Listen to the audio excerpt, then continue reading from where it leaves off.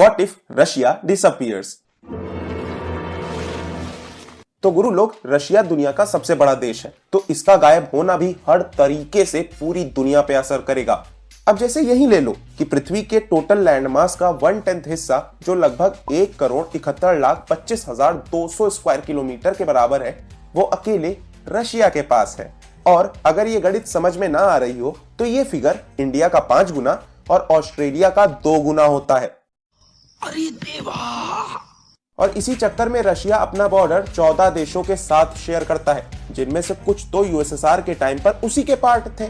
तो यहाँ पर भी तगड़ा झोलमाल आना है गुरु। अब रशिया जो है वो दुनिया की 10 सबसे बड़ी इकोनॉमीज में से एक है। सोने के प्रोडक्शन में रशिया तीसरे नंबर पर आता है और साथ ही साथ उसका ट्रेड भी लगभग हर जगह से है, यानी भौकाल पूरा है।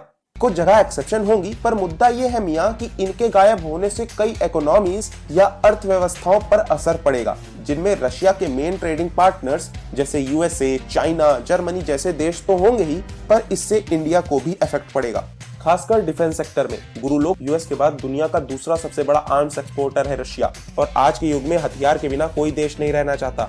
यानी रशिया अगर गायब हुआ तो ऊंच नीच तो गारंटीड है। और हथियारों की तरह तेल भी बहुत इंपॉर्टेंट है, दुनिया टिकी हुई है इस पे।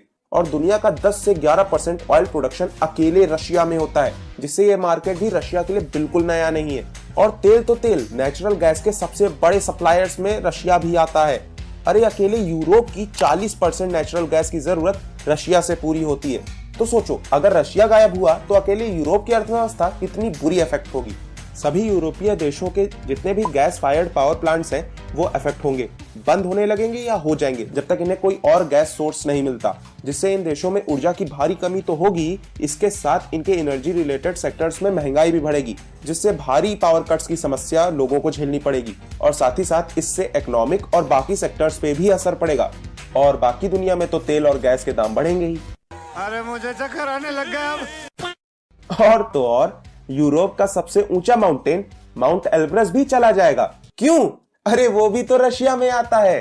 तो साला ये दुख का खत्म नहीं होता बे। साइबेरियन टाइगर, एमूर लेपर्ड, रशियन डेस्मान, बर्गुजिन, सेबल जैसे कई ऐसे जीव हैं जो सिर्फ रशिया में पाए जाते हैं। यानी रशिया गायब तो ये भी गायब। और इसकी वजह से अर्थ के इकोसिस्टम को काफी भारी नुकसान होगा, क्योंकि ये तो है ही, पर ऑलमोस्ट आधा देश जंगलों से कवर्ड है। मतलब ऑक्सीजन का समझ लेना तुम लोग। अब अगर ये वीडियो इत्तू सी भी चल गई, जो कि मतलब मजा आ जाएगा, तो ये कमेंट्स भी आ सकते हैं कि अगर रशिया ना होता तो यूक्रेन और रशिया का वॉर भी ना होता, जो सही तो है। पर इन केस अगर भूल गए हो तो जिस यूएसएसआर की बात हमने वीडियो की स्टार्टिंग में की थी, उसका पार्ट कभी यूक्रेन भी हुआ करता था।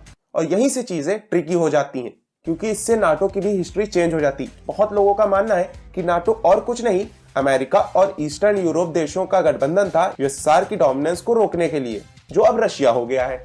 साथ ही साथ रशिया यूक्रेन की हिस्ट्री भी काफी समय तक एक रही है। और तो और अगर रशिया ना होता तो वर्ल्ड वॉर का सीन पूरा अलग होता। वर्ल्ड वॉर के बाद यूएस शायद कभी किसी कोल्ड वॉर में पड़ता ही नहीं, और हमें RAR file compression, periodic table, airliners जैसी कई चीजें मिलती ही ना। मतलब हिस्ट्री तो काफी चेंज हो जाती।